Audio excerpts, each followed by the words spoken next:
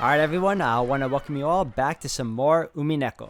So I gotta tell you guys, I am very intrigued by this game. I honestly enjoy the fact that it has already in-game voice acting and amazing looking sprites, because I've seen like previous incarnations of their sprites from the old school version of this game, and it didn't leave much to be desired. So I'm kind of glad we have the version that we have, and thus far, like, we just got past the prologue, and already it's gripping me. The fact that we have a grandfather that's about to pass away due to illness, and we're traveling to a secluded island to find out which of us inherits his wealth or what have you. It's pretty intriguing. It's a trope and a concept that's been used for so long already, but I'm interested to see how this game goes about it. So we're gonna continue on, guys, and hope you all continue to enjoy, because it's getting pretty interesting. So if anything else, let's get on with it, and thank you all for watching. Alright everyone, and we are back. すぐにね。 At the time, I didn't understand what Aneki meant by that big smile. これは。はあ。バトラさんも大きくなりまして。 Who is it this time? It's an old lady with an apron. Oh yeah, that takes me back. I remember now. バトラ君、覚えてるかい？ほら、お手伝いの熊沢さんだよ。熊沢のばあちゃんは忘れねえぜ。何しろこの6年、ちっとも老けちゃいねえぜ。むしろ、若返ったんじゃねえの？最近はお肌がピチピチしてきちゃって。ほら、胸もますますに大きくなっちゃいましたんですよ。揉んでみます？ご冗談。I like how playful this lady is. She's funny. 俺が揉みたいのは、ピチピチした姉ちゃんの胸限定だぜ。私とて、若い日にはそれはピチピチしておりましたよ。ほら、ぜひどうぞお揉みくださいませ。ひょー、勘弁してくれよ。若い姉ちゃんだ、若い姉ちゃん。熊沢のばあちゃんじゃねえよ。The jokes I'd cracked about Jessica were being used against me. Come to think of it, she always was the type to tease people. おいおいよせよ、熊沢さん。監獄に半分足突っ込んだ人がはしゃいじゃいけねえぜ。若い方とじゃれるのが何よりの若返りの薬ですよ。Ah, that's very wise of her too. That laugh though. 熊沢さんが迎えに来るなんて珍しいじゃない。どういう風の吹き回しかしら。用事を頼まれるといつも腰痛になるあなたが。エヴァ様は相変わらず手厳しゅうございます。急なお買い物がありましたもので、そのついでに皆様のお迎えをしようと思いまして。もっとも、お迎え待ちの老いぼれのお迎えでは、景気も悪いでしょうが。Man, that laugh can be used in horror games, man. Auntie Ava spoke sarcastically, but Kumasawa Bachan's years of experience were nothing to sneeze at. She was more than capable of smoothly and coolly letting that comment slide. Well, I'd rather not say it, but old Kumasawa Bachan may be past her prime as a servant. She might act as though she's in good health, but between her headaches and the lumbago, her body's wearing out. To tell the truth, the very fact that she's still working is impressive. How old is she this year again? She must be pushing 80 by now. It's incredible that she's still able to act so brightly.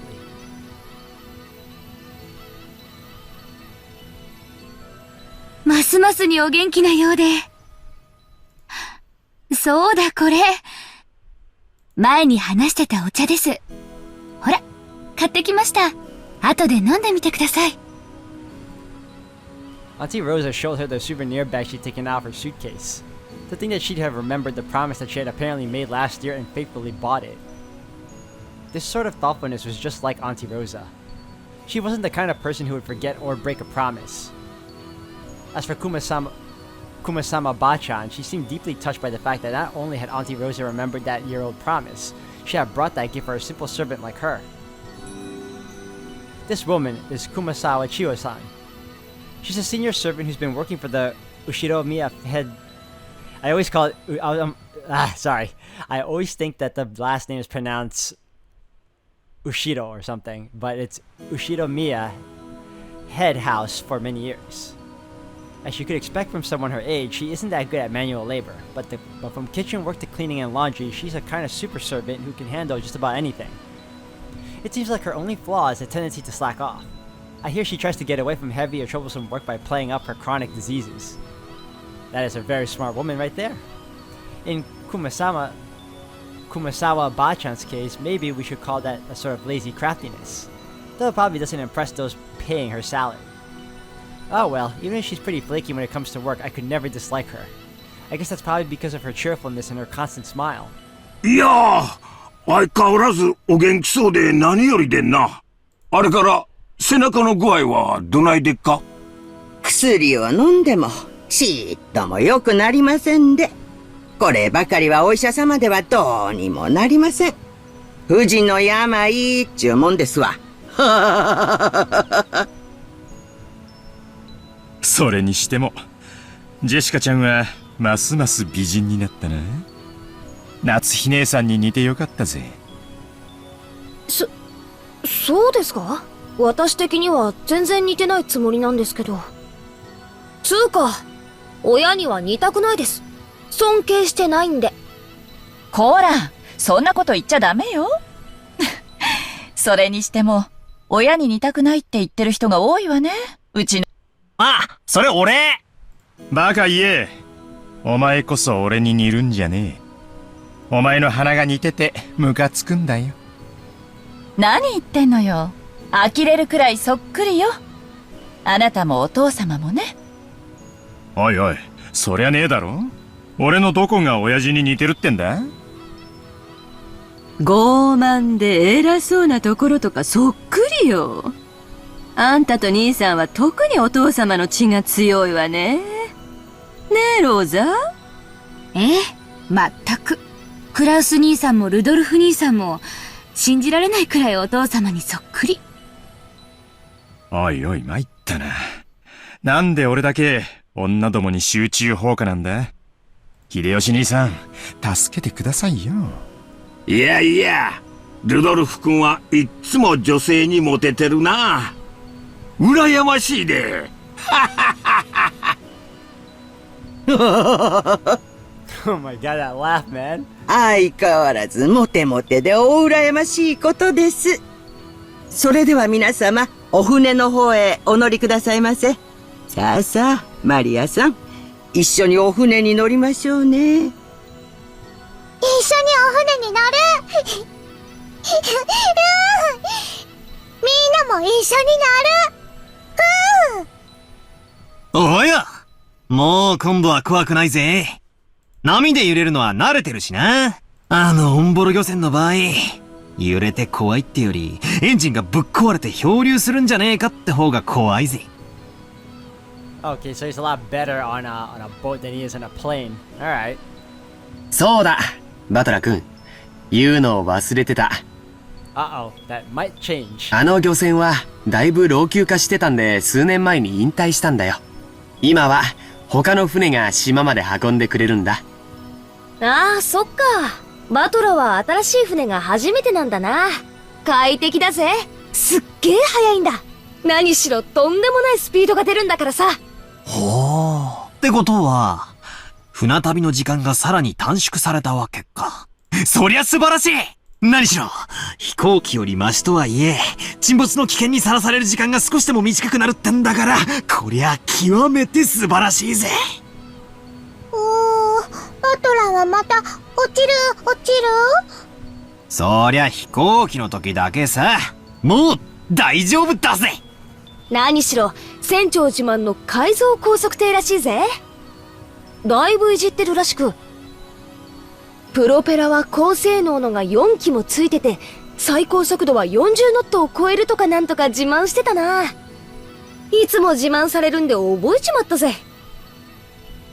僕も毎年聞かされるんで覚えちゃったよ。船長は昔、外国の漁船と速度比べをして負けて以来、スピード改造に取り憑かれちゃったんだってさ。その時の相手は漁船なのに30ノット以上も出せたんだってね。その雪辱の念が結実して、スカッと爽快な超高速改造艇の誕生となったわけさ。バトラもきっと気に入るぜ。Super high-speed modded boat. My first thought was that this would be much better than some beat-up boat that might sink at any time, but for some reason, I'm getting this feeling of foreboding. Nah.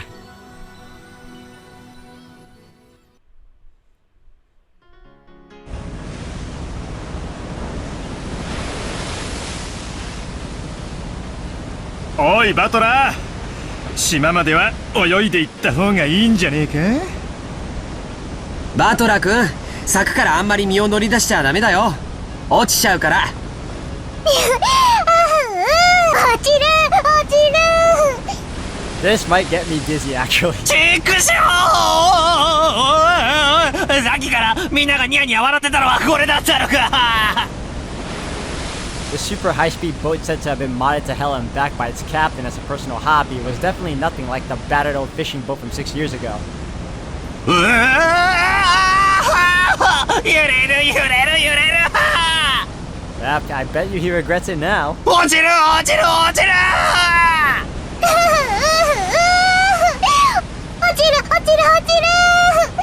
ちたら海じゃねえかよ。溺れちまうぞ。パラシュートだじゃねえぜ。浮き輪はどこだ。ライフジャケットをくれ。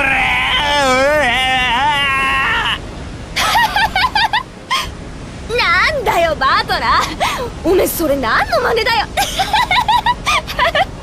ジェシカちゃんもマリアちゃんもいじめちゃ悪いって。バトラ君も怖いなら甲板に出なきゃいいのに。船内ならもう少し怖くないと思うけどな。そいつはサンキューだぜ兄貴。海難事故の犠牲者はいつも船内なんだ。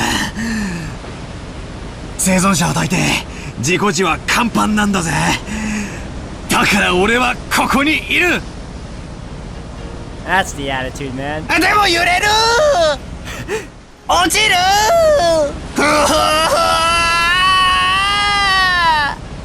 Guy here better fight the good fight. 揺れる。落ちる。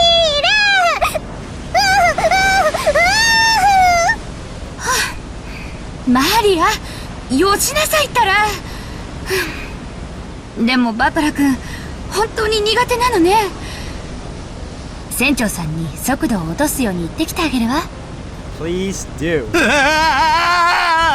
ローザおばさんありがとう。海の上でも安全運転、徐行運転、指差し確認。ダメよローザ、青年には試練も必要なんだから。ねえバトラ君、これくらいへっちゃらで克服できちゃうわよね。じゃないとおばさんとエジプトに行けないわよ。うわー、エヴァおばさんの意地悪。ダメ、落ちる。ライフジャケット、パラシュート。 I don't know why he keeps calling for a parachute. That's not gonna help him.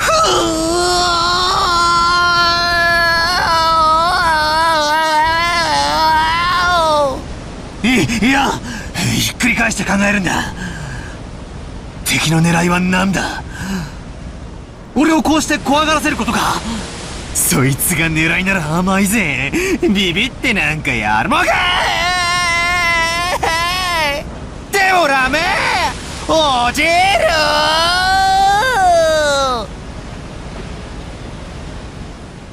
Oh, thank you, man. That was... There you go. Smoother.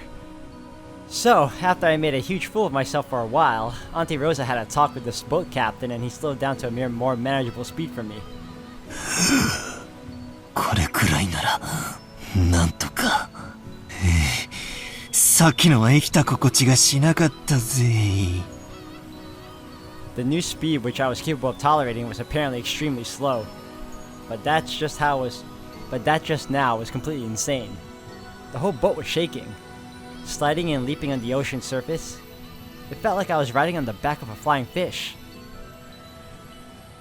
Jessica was still guffawing at me as I leaned against the railing, tired and disheartened. さっきは力比べで負けたけどよ。もっと重要な部分で負けてなかったことが分かって、私は嬉しいぜ。いや、しかし、くっそー。好きなだけ笑えよ。いつか弱点を見つけ返して、てめえの胸揉みつぶしてやるぜ。見つけられたら考えてやるぜ。おー、バトラヘロヘロ。ああ、バトラヘロヘロだ。海も空もごめんだぜ。俺は陸の上で死にたいさ。Maria was patting my back, so I pat her head in return. Her expression was blank as usual, but I realized that she wanted to console me. バトラー君、船長が罪滅ぼしにってドリンクをサービスしてくれたよ。飲んで一服しないかい？落ち着くよ。George Haneke and Kumasawa Bachan bought us each an ice-cold drink with drops of moisture on the can. Judging from Kumasawa's son's big grin, our parents inside the boat were probably all rolling around laughing at the moment of my pure terror. Damn it, I'm so embarrassed that I can't bear to face any of them. If I didn't change the subject somehow, I had a feeling I'd be the butt of everyone's jokes for the whole trip, so I tried to think of something harmless to talk about. ああ、ジェシカ。クラウスおじさんと夏日おばさんは元気なのかよ。親父とお袋？残念ながら元気だぜ。二言目には勉強しろってうるせえけどよ。秀吉おじさんとかルドルフおじさんとか、そういうこと言わなそうだから羨ましいぜ。とんでもない。僕も受験を控えてた頃はいっつも受験って言われてたよ。うるさくも思ったけど、今は感謝してるよ。はあ、やっぱりジョージ兄貴は人間ができてるな。ちなみにうちは絶賛放任中だからな。なんにも言われないぜ。まあ、言われたって聞かねえけどな。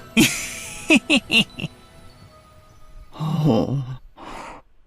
バトラさんは、まだご実家には戻られておられないのですか？うん。まあ、ちょくちょく戻るようには。まだ服とか、だいぶ前の家に残してるんで。おー、バトラ、お家が2つある？まあな。どうしてお家が2つ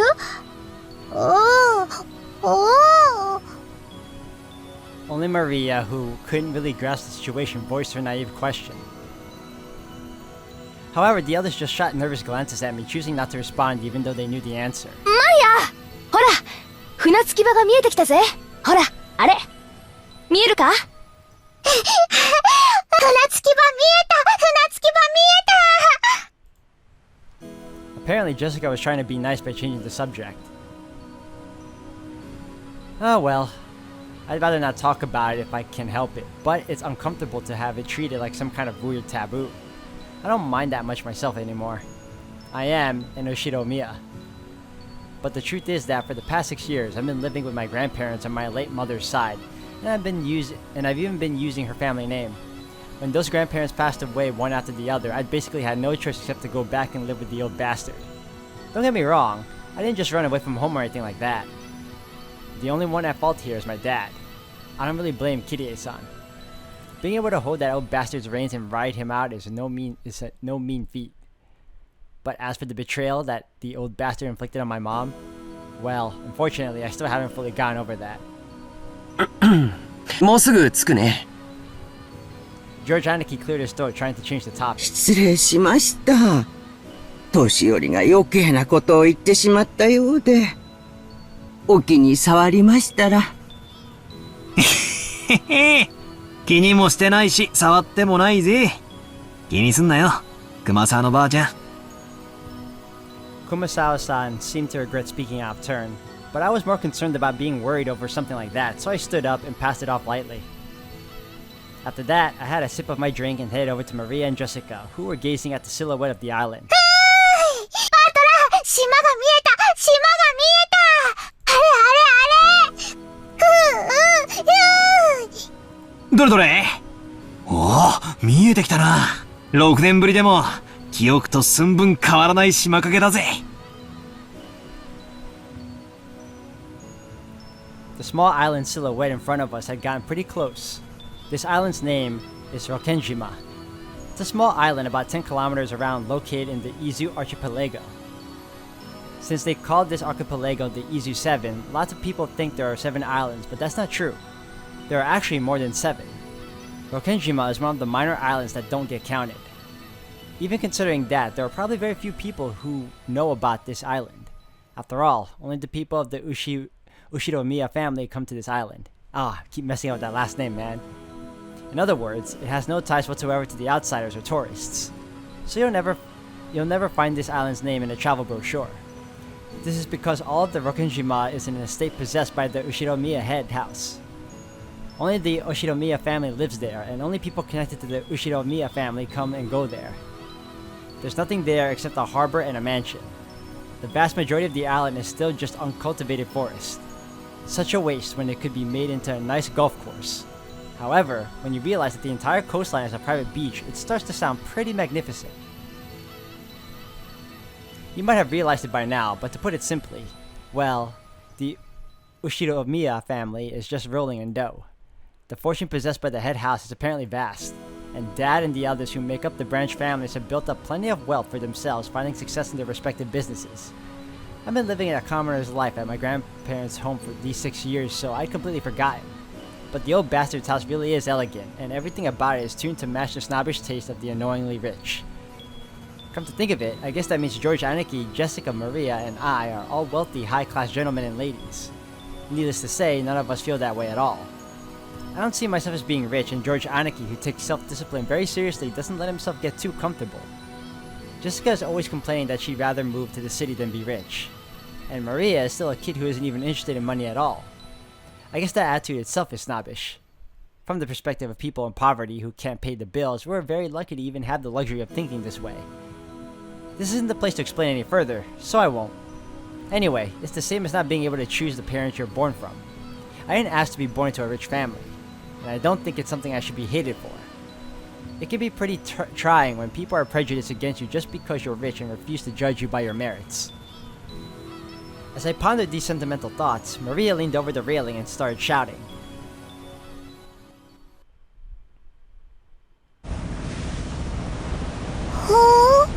Nai. どうしたんだよ、マリア。何か落としちゃったのか？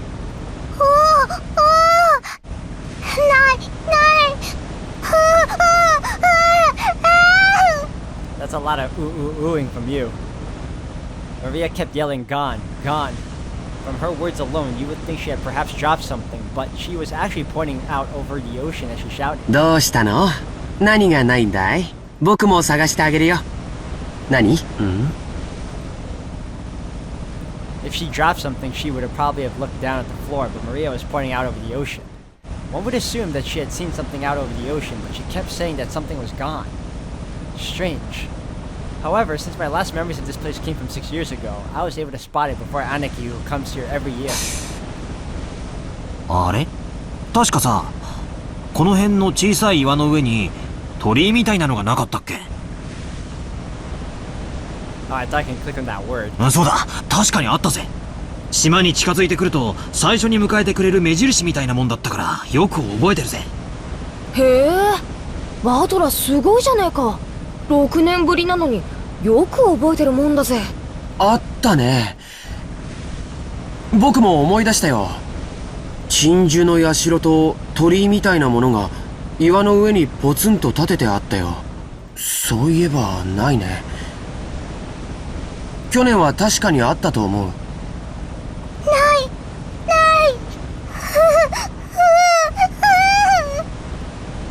大方、波か何かでさらわれちまったんだろ。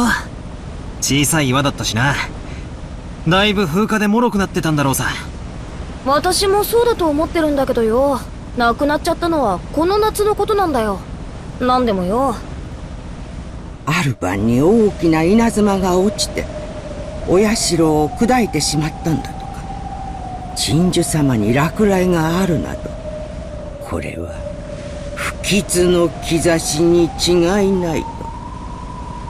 桑原君。Kumasawa-san smiled impishly as if teasing us, rubbing her hands together. However, Maria was apparently taking it seriously. She stared fixedly over the ocean to where the crag enshrining the local guardian deity was supposed to be. 不吉の兆し。よせよ熊沢さん。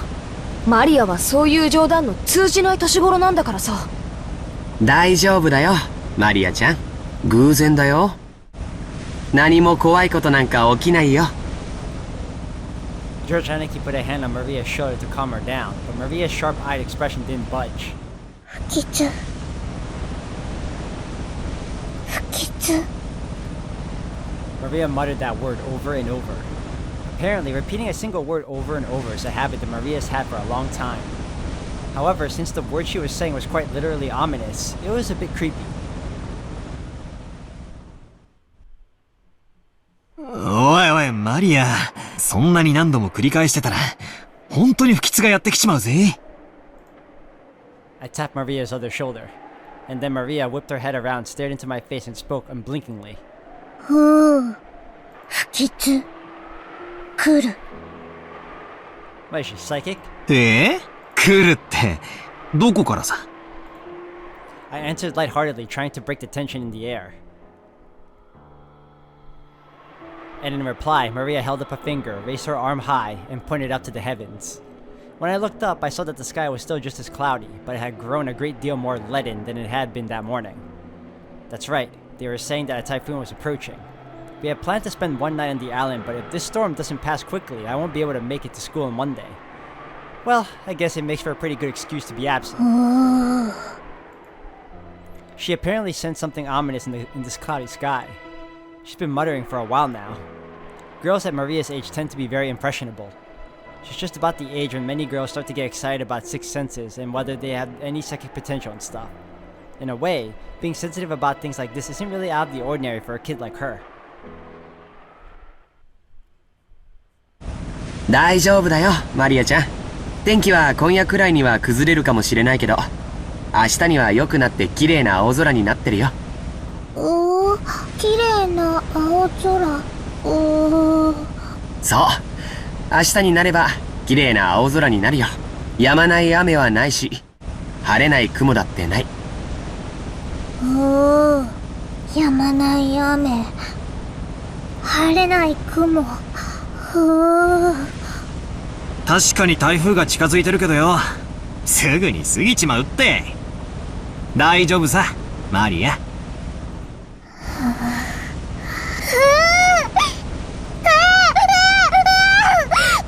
What is happening? Maria started yelling, ooh, ooh.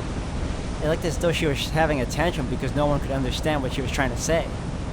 What in the world is Maria trying so desperately to warn us about? Unable to understand that we could do nothing but feel a vague sense of foreboding. I've heard that everyone can feel the supernatural, but that it weakens as you age. That might mean that Maria, the youngest one of us all, still possessed some kind of sense that the rest of us had lost. I wonder if that sense is sending her a warning. At that moment, Kumasawa-san quietly opened her mouth. なんでも六軒島はその昔。 You just like telling stories at the wrong opportunity, huh? 熊沢さん、その話はなしにしようぜ。Just as Kumasawa-san was about to tell some kind of story, Jessica sharply interrupted her. For Jessica, this was an extremely firm reaction. I wanted to push her further just out of simple curiosity. But judging by how Jessica was acting, it wasn't difficult to imagine that it would simply inflame Maria's unease further. If I did try to press her for the story, the odds were pretty good that it wouldn't be anything bright and cheery. それは申し訳ございませんね。ここの風は年寄りには応えますんで、ちょっと失礼させていただきます。 Gossipers have no reason to hang around after they've been told to stop chatting. When Kumasawa-san finally realized that she'd overstepped her bounds, she went back inside the boat. After she left, Uncle Hideyoshi came along to replace her. Since he'd shown up partway through, he completely failed to notice the complicated atmosphere that hung about the scene. So he refreshingly and unwittingly swept that atmosphere aside. So in the end, it was his unwittingness that brightened the mood. もう到着だそうやないか。That is an amazing presence to have. Like, things just get real bleak just a moment ago, and this guy shows up out of nowhere, and all of a sudden it's all bright and cheery again. おお、もうちょいやの。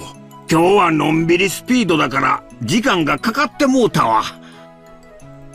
誰のせいやねん。うわ、秀吉おじさんもう勘弁してくださいよ。もっと言ってやってください。たく、バトラのせいで時間かかりすぎだぜ。ふぅ。Maria had probably come to the conclusion that no one was going to listen to her. She hung her head, wearing a fretful face. As she did, George Anarchy crouched down to meet her eyes and spoke to her kindly. マリアちゃん、何も怖くないよ。だって、僕たちが一緒だもの。一緒だと、何も怖くないんだよ。Alright guys, I'm gonna have to stop the video here for today, but thank you all again for watching. When we come back, we're gonna continue on this story, and I believe that in the next one, we're probably gonna finally get on this island. This storm and bleak talks of, like, ominous things to come is a little trying and a little wearying as well, because we all know how these things tend to go. But if anything else, we'll continue on in the next one. Thank you all for watching.